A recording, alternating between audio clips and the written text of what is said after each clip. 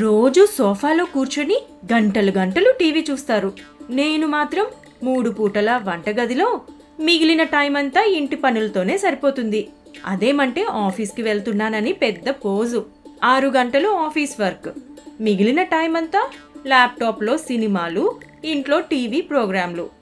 ఏదో ఒకటి చేసి ఈయనకి కూడా ఇంటి బాధ్యత నేర్పించాలి అంటూ శిశిర గబగబా వంటగదిలో నుండి భర్త కిరణ్ ముందుకొచ్చి నిలబడుతుంది. గుర్రుమంటూ తనని చూస్తున్న శిశిరను చూసి కిరణ్, ఏమైంది శిశిర? వంటగదిలో ఏసీ పెట్టించమంటావా? మొహమంతా చూడు, చెమటలకి కమిలిపోయింది కదా. ఈ మాటలకేం తక్కువ లేదు. అంతసేపు అలా టీవీ ముందు కూర్చోకపోతే నాకు కొంచెం హెల్ప్ చేయొచ్చు కదా. ఏం హెల్ప్ చేయాలి బంగారం? చెప్పు. నువ్వే కదా నాకు ఏ పని రాదని, ఏది ముట్టుకోవద్దని అంటావు. నీకు కోపం తెప్పించడం ఎందుకని కాంగా కూర్చుంటున్నాను. ఈ మాటలేవి చెప్పొద్దు. ఒకటి చేయమంటే ఇంకొకటి చేయటం, కావాలని నేనేం చెప్పనని అలా చేస్తున్నారు, అంతే కదా. అయ్యయ్యో, అది కాదు సిసి. పోనీ ఇప్పుడు చెప్పు, ఏం చేయాలో. ఓకే, అయితే మనిద్దరికీ ఒక ఛాలెంజ్. ఎవరు గెలిస్తే ఆ రోజంతా వారి మాటే నెగ్గుతుంది. గెలిచిన వాళ్ళు ఏం చెప్తే ఓడిపోయిన వాళ్ళు అదే చెయ్యాలి. భార్య పెట్టే మెలిక అర్థం కాక ఓకే అనేస్తే చాలే అనుకుని ఛాలెంజ్కి సిద్ధమవుతాడు. శిశిర ఇంటి పనంతా లెక్క కట్టి చెరు సగం పంచి ఎవరు వారికి కేటాయించిన పనులు త్వరగా పూర్తి చేస్తారో వాళ్లే గెలిచినట్టు అని చెప్తుంది. ఓస్, ఇంతేనా? నన్ను తక్కువగా అంచనా వేస్తున్నావు. చక్కచక్కా చేసేస్తాను, నీకంటే ముందుంటాను. ఓ, అది చూద్దాం. నేనే మీకంటే ఫాస్ట్గా పనిచేస్తాను. ఎవరు గెలుస్తారో చూద్దాం. నేను గంటలో వంట పూర్తి చేసేలోపు మీరు వెళ్ళి మన గది సర్దండి అంటూ కిరణ్ని నవ్వుతూ రెచ్చగొట్టి మనసులో మాత్రం తన ప్లాన్ పనిచేసిందని సంతోషపడుతూ వంటగదిలోకి వెళ్తుంది. కిరణ్ గది సర్దడం ఎంతసేపు అనుకుంటూ గది లోపలికి వెళ్తాడు. బూజులు దులపాలని చూసేసరికే సీలింగ్కి ఉన్న దుమ్మంతా ఒక్కసారిగా కింద పడుతుంది. ఏంటిది శిశిరా? సీలింగ్ లోపల ఇంత దుమ్ముంది. ఇది మన వల్ల కాదు. ఎవరైనా ఇలాంటి పనులు చేసే వాళ్ళని పిలవాలి. అదంతా నాకు తెలీదు. ఎవరు వాళ్ళ పని త్వరగా ముగిస్తారో వాళ్ళే గెలిచినట్టు. అయినా సీలింగ్ నాకు క్లీన్ చేయటం అవ్వట్లేదని ఎవరినైనా పిలవమని మీకెన్నిసార్లు చెప్పాను. ఇప్పుడు మాత్రం ఈ పని మీరు చేస్తేనే మీరు గెలుస్తారు, అంతే. సరే, ఇదేమంత కష్టం కాదు. నీ వంట అయ్యేలోపు గదంతా మెలమెల మెరిసిపోతుంది, వచ్చి చూడు అంటూ బెట్టుగా సమాధానమిస్తాడు. కాని ఆ దుమ్మంతా శుభ్రం చేయటానికి తను చాలా అలసిపోతాడు. ఆ గది మొత్తం మంచం పైన, వస్తువులపైన పూర్తిగా దుమ్ముతో నిండిపోతుంది. మంచం పైన దుప్పటిని మార్చి గదంతా చీపురుతో ఊడుస్తాడు. ఆ తరువాత తడిగుడ్డ పెట్టడానికని బకెట్లో నీళ్లు నింపుతూ ఉంటాడు. వంటగదిలో నుండి శిశిర పాటలు పాడటం, రాగాలు తీయటం వినిపిస్తూ ఉంటుంది. నాకింత కష్టమైన పని పెట్టి చక్కగా వంటగదిలో పాటలు పాడుకుంటూ సులువుగా వంట చేస్తుంది. అంతలో శిశిర అక్కడకు వస్తుంది. ఏంటండి, మీ పని ఇంకా అయినట్టులేదే? ఇంకో 20 నిమిషాల్లో నా పని మొత్తం పూర్తవుతుంది. నువ్వేమో చక్కగా వంటగదిని సెలెక్ట్ చేసుకున్నావు, నాకేమో ఇంత కష్టమైన పని అప్పచెప్పావు. ఇది ఎక్కడి న్యాయం? ఓ, అలాగా. పోనీ ఈ పని ఇంతటితో వదిలేసి వంటగదిలో ఏ పనుందో వెళ్ళి అది చేయండి. ఇక్కడ పని నేను చూసుకుంటాను. మనకింకా అరగంట టైమే ఉంది. సరేనంటూ కిచెన్లోకి వెళ్ళి చూస్తాడు. సింక్ నిండా తోమాల్సిన గిన్నెలు, వండిన పాత్రలు, ఎక్కడి డబ్బాలు అక్కడే ఉంటాయి. అవన్నీ చేయటం తన వల్ల కాదని తిరిగి వాళ్ళ గదిలోకి వస్తాడు. శిశిర వంటగదిలోకి వెళ్ళి ఎక్కడ వస్తువులు అక్కడ సర్ది వండినవన్నీ డైనింగ్ టేబుల్ పైన పేర్చి గిన్నెలను తోముతుంది. అప్పటికే చాలా అలసిపోయిన కిరణ్ కుర్చీలో కూలబడతాడు. గదిలో వస్తువులను వేటిని తిరిగి వాటి స్థానంలో అమర్చడు. అంతలో గడియారం మోగుతుంది. శిశిర భర్త ముందుకొచ్చి నిలబడుతుంది. నా పనంతా 5 నిమిషాల ముందే పూర్తయింది. కావాలంటే వచ్చి చూడండి. వద్దు శిశిరా, నువ్వే గెలిచావులే. నా పని అయిపోయింది. బాగా ఆకలేస్తుంది. ముందు భోంచేద్దాం పద. నవ్వుతూ ప్రేమగా కిరణ్కి వడ్డించి పెడుతుంది శిశిర. ఆకలికి ఆవురావురుమంటూ తింటాడు కిరణ్. తననే నవ్వుతూ చూస్తున్న తన భార్యను చూసి, సిసి, సారీనే. ఇంటి పని ఇంత కష్టమా? నేను ఒక గది కూడా పూర్తిగా శుభ్రం చేయలేకపోయాను. నువ్వే పనంతా చేసుకుంటుంటే నేనసలు ఏం పట్టించుకోలేదు. ఈసారి ఆఫీస్ నుండి వచ్చాక నీకు ఈ పనులన్నిటిలో నేను సహాయం చేస్తాను, సరేనా?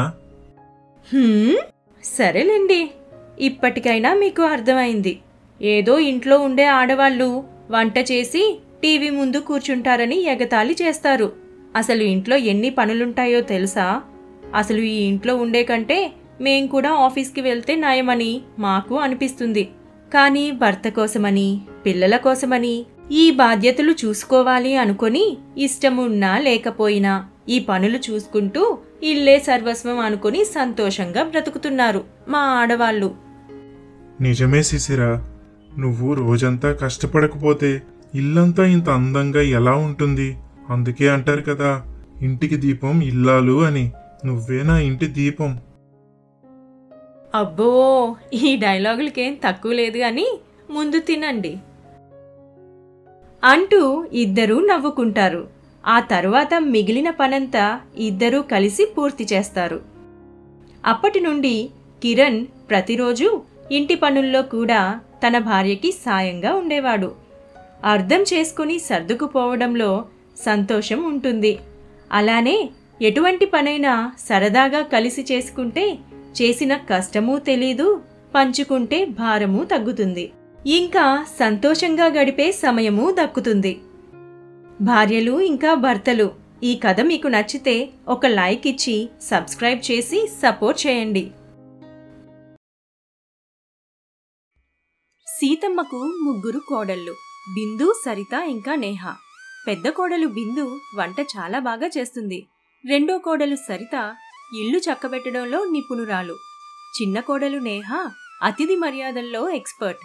అలా ఆ 3 వాళ్లకంటూ ప్రత్యేకమైన గుణాలు కలిగి ఉన్నారు. కానీ అది వాళ్లకు తెలీదు. వాళ్ళది మిడిల్ క్లాస్ ఫ్యామిలీ. తినడానికి ఉండటానికి లోటు లేని జీవితం. అందరూ ఒకే చోట ఉమ్మడి కుటుంబంగా కలిసి ఉంటున్నారు. రాత్రి అందరూ భోజనం చేయడానికని డైనింగ్ టేబుల్ దగ్గర కూర్చుంటారు. ఇంతలో పెద్ద కోడలు బిందు పరాటాలు చేసి పట్టుకొస్తుంది. అందరూ బిందు చేసిన పరాటాలను ఎంతో మెచ్చుకుంటారు. అది చూసి సరిత ఇంకా నేహ చాలా అసూయపడతారు. అదేమైనా పెద్ద గొప్ప విషయమా? కొంచెం కష్టపడితే అందరూ మంచి పరోటాలు చెయ్యొచ్చు. 2 రోజులు గడువివ్వండి, ఇలాంటి పరోటాలు నేను చేసి పెడతాను. మరి అవును సరితక్క. అత్తయ్య 2 రోజులు ప్రయత్నిస్తే మేం కూడా ఇలాంటి పరోటాలు చెయ్యగలం. ఇప్పుడు మీ ఇద్దరు దేనికోసం పరాటాల గురించి మాట్లాడుతున్నారు? మీ ఇద్దరిని ఎవరూ ఏమీ అనలేదుగా. బిందు పరాటాలు రుచిగా చేస్తుందన్నది వాస్తవమే కదా అని అంటుంది సీతమ్మ. అది విన్న సరిత నేహలు, లేదత్తయ్యా, మాకు 2 రోజులు టైం ఇవ్వండి, మేము కూడా మంచి పరాటాలు చేసి మీ అందరినీ మెప్పిస్తాం అని అంటారు. అప్పుడు బిందు కూడా, పోన్లేండత్తయ్య, వాళ్ళంతలా చెబుతుంటే వాళ్ళని కూడా ట్రై చేయనివ్వండి, వాళ్ళు కూడా మంచి పరాటాలు చేయడం నేర్చుకుంటే మనకే మంచిది కదా అంటుంది. అప్పుడు సీతమ్మ, సరే 2 రోజుల తర్వాత రాత్రి భోజనంలో మీరు కూడా ఇలాంటి పరాటాలే చేయాలి, లేకపోతే బిందుకి మీరిద్దరూ సారీ చెప్పాలి అంటుంది. దానికి అందరూ సరేనంటారు. వెంటనే సరిత నేహ ఇద్దరూ కలిసి పరాటాలు చేయటం నేర్చుకునే పనిలో పడతారు. 2 రోజులు గడిచిపోతాయి. ఇక అందరూ డైనింగ్ టేబుల్ దగ్గరికి వస్తారు. సరిత నేహ వాళ్ళు తెచ్చిన పరాటాలు అందరి ముందు పెడతారు. కానీ ఆ పరాటాలు ఇంట్లో ఎవ్వరికీ నచ్చవు. అందరూ ఆ రాత్రి భోజనం చేయకుండానే వెళ్ళిపోతారు. అప్పుడు సీతమ్మ, వద్దన్నా వినకుండా బిందుతో పోటీ పడ్డారు. 2 రోజుల్లో మంచి పరాటాలు చేసి మెప్పిస్తామన్నారు. కానీ మీరు చేసిన పరాటాలు తినలేక అందరూ భోజనం వదిలేసి వెళ్ళిపోయారు. ఇప్పుడు మీ మనసు శాంతించిందా? ఒకరొక పనిలో బాగున్నారంటే అది ఇంకొకరిని తిట్టినట్టు కాదు. బిందు నిజంగానే వంట బాగా చేస్తుంది. అందుకే తన వంటని అందరూ మెచ్చుకుంటారు. అంత మాత్రాన అది మిమ్మల్ని ఏదో తిట్టినట్టు కాదు కదా. తనలో ఆ గుణం ఉంది. అలానే మీలో కూడా ఇంకేదైనా పనితనం ఉంటుంది. అదిప్పుడు మీకు చెప్పినా అర్థం కాదు. ఇంకెప్పుడు ఇలా అసూయపడి పోటీలు పడ్డం మానేసి బుద్ధిగా మీ పనులు చూసుకోండి. అక్క, నన్ను క్షమించు. అందరూ నిన్ను పొగుడుతూ ఉంటే మేము చాలా అసూయపడ్డాము. కానీ ఆ పొగడ్త నీ పనితనం వల్లే. నువ్వెంత బాగా చేస్తున్నావో అని అర్థం చేసుకోలేకపోయాం. ఇంకెప్పుడు నీ గురించి అసూయపడమక్క. అవునక్క, నిన్ను పొగుడుతుంటే మేం చూడలేకపోయాం. మేము నిజంగా చాలా మూర్ఖంగా ప్రవర్తించామక్క. ఇంకెప్పుడు ఇలా చెయ్యం. మమ్మల్ని క్షమించు అత్తయ్య, మమ్మల్ని క్షమించండి అని ఇద్దరూ క్షమాపణ కోరుకుంటారు. బిందు ఇంకా సీతమ్మ వాళ్ళిద్దరినీ క్షమించేస్తారు. ఆ తర్వాత అందరూ మామూలుగా ఉండటం మొదలు పెడతారు. కొన్నాళ్ళలా గడుస్తాయి. ఒకరోజు సీతమ్మ పిండిగారైన దమయంతి సీతమ్మ వాళ్ళింటికి వస్తుంది. ఆమె రాగానే నేహ చాలా చక్కగా అతిథి మర్యాదలు చేస్తుంది. ఇటు సరిత దమయంతి రూమ్ని చక్కగా సర్ది పెడుతుంది. ఇక బిందు మంచి వంటలు చేసి పెడుతుంది. అది చూసి దమయంతి చాలా సంతోషిస్తుంది. దమయంతి అక్కడే 10 రోజులుంటుంది. ఆ 10 రోజులు ముగ్గురు కోడళ్ళు దమయంతిని చాలా బాగా చూసుకుంటారు. వెళ్లే ముందు దమయంతి సీతమ్మతో ఇలా అంటుంది. ఇదిగో సీతమ్మ, నువ్వు చాలా అదృష్టవంతురాలివే. నీ ముగ్గురు కోడళ్ళు చాలా మంచివాళ్ళు. నీ ముగ్గురు కోడల్లో ఒక్కొక్కరికి ఒక్కో లక్షణం ఉంది. ఒక కోడలు మంచిగా వంటలు చేస్తే రెండో కోడలు ఇల్లంతా చక్కగా అందంగా సర్ది పెడుతుంది తెలుసా. ఇక నీ మూడో కోడలు అబ్బా అతిథి మర్యాదలు అదరగొడుతుందనుకో. నీ ఇంటికొచ్చి నేను ఎంతో ఆనందంగా వెళ్తున్నానే. నీ ఇల్లు ఎప్పుడూ ఇలాగే కలకల్లాడుతూ సంతోషంగా ఉండండి. ముగ్గురు కలిసిమిలిసి మీ అత్తని బాగా చూసుకోండి. నా ఆశీర్వాదాలు ఎప్పుడూ మీకు తోడుగా ఉంటాయి అంటూ అందరినీ ఆశీర్వదించి సంతోషంగా అక్కడి నుండి వెళ్ళిపోతుంది. సీతమ్మ కూడా తన పిన్ని వాళ్ళింటికొచ్చి సంతోషంగా తిరిగి వెళ్లటం చూసి చాలా ఆనందిస్తుంది. ముగ్గురు కోడళ్లను పిలిచి వాళ్లతో సీతమ్మ ఇలా అంటుంది.